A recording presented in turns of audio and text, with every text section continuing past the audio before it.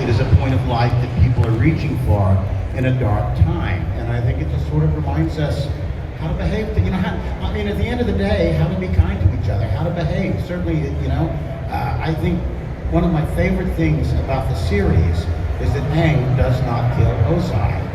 And I think that's just one of the reasons. Or the Iroh, for example, forgiving Zuko so easily. And I think it's a point of light that we're all sort of reaching for, and I think that explains its popularity in these, times in which we find ourselves. I also voiced a character called Aku, who's a demon, the opposite. The opposite of Uncle Iroh, and I'm sorry to tell you guys, I think we're living in Aku's world right now. Sorry about that. The High Priestess agrees. Kill the samurai!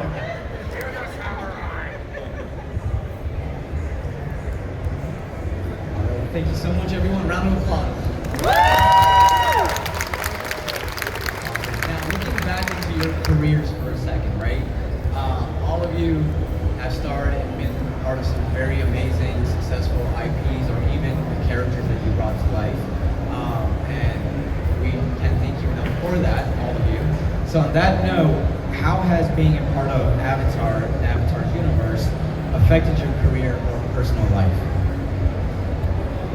It made anything else we get to do maybe not as cool. It ruined everything else. Thanks, Greg. You said it for me.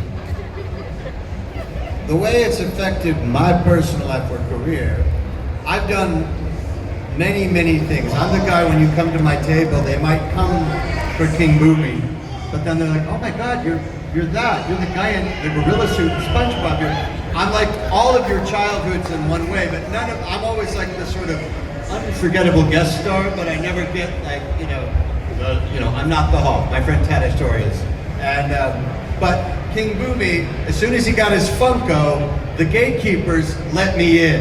And I got to sort of meet and be with all of you and meet with all my friends here, who I never got to meet during the show, because a lot of them were kids, and the adults worked separate, or they were all over.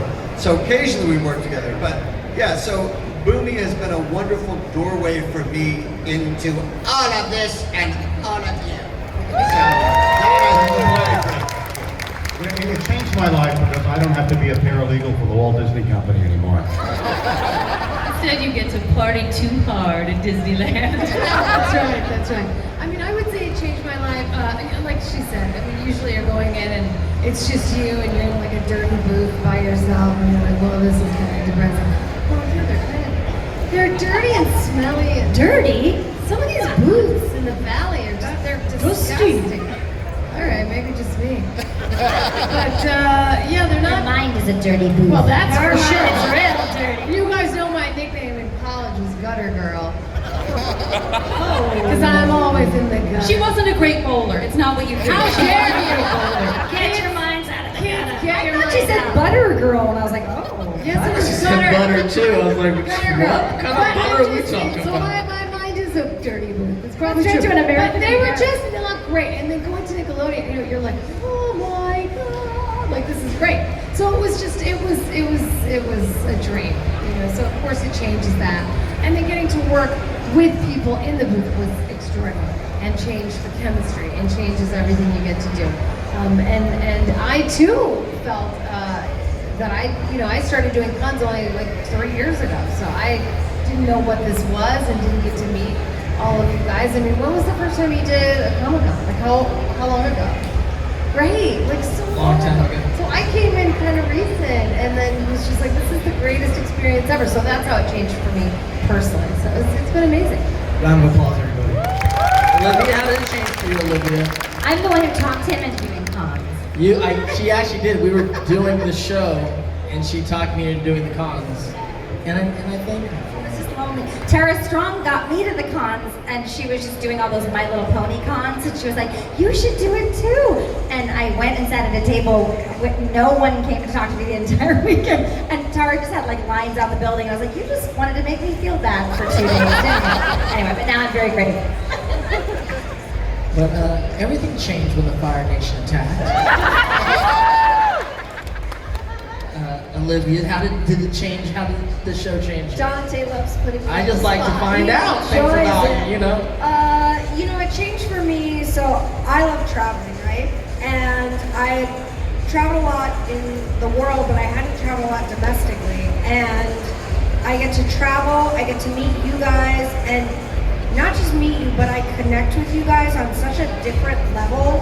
And it has affected my human understanding and exposed me to different people, different lifestyles, what you all have been through in your lives. You guys share such personal, intimate stories, and there's something about this show in particular that is different than a My Little Pony or a Rainbow Bride, or I don't know, I'm 80 myself, Rainbow Bride, Jesus Christ.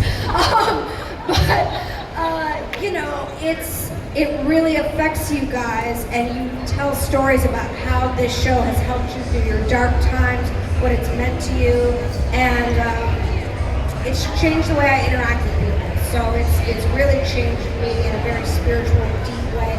Honestly, I don't know that much about Avatar. I'm not gonna lie to you, but I know more about it through connecting with you, and that's cool for me. Round of applause.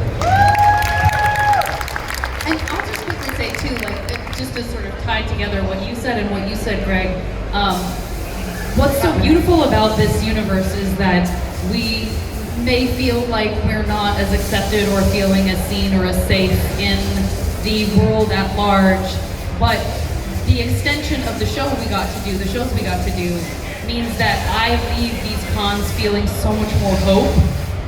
The same way that the show gives hope, which is this it's a cycle. Everything's a circle. So we get to feel that hope back as well. And we kind of really need it right now. So we get a lot out of this also emotionally. So thank you for sharing it with us. We love you. Congratulations to you and Dante on your award for your podcast. Give it up for Jennie. I'm sorry. Ray, which one? You can pick. I don't know which one you want to promote at the time.